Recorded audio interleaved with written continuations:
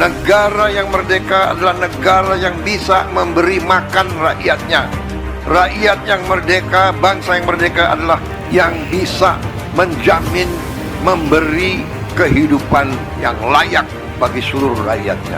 Pejuang-pejuang kemerdekaan dari awal perjuangan kemerdekaan, mereka membentuk koperasi-koperasi. Nasib petani beras di Indonesia saat ini terbilang memprihatinkan. Meskipun harga beras di pasaran tinggi, petani seringkali tidak merasakan keuntungan yang signifikan.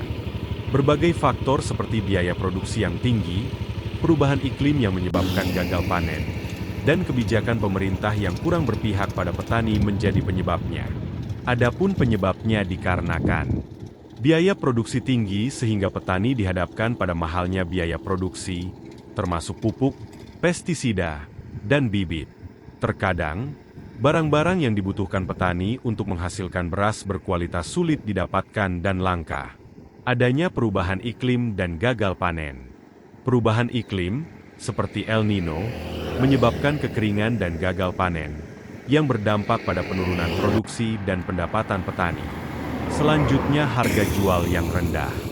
Harga gabah kering giling, GKG, di tingkat petani seringkali lebih rendah dari yang ditetapkan pemerintah, meskipun biaya produksi meningkat. Adanya ketidakadilan dalam rantai pasok.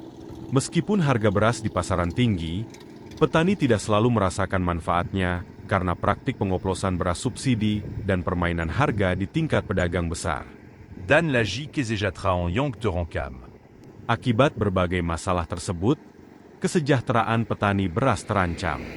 Mereka kesulitan untuk memenuhi kebutuhan hidup sehari-hari dan meningkatkan taraf hidup.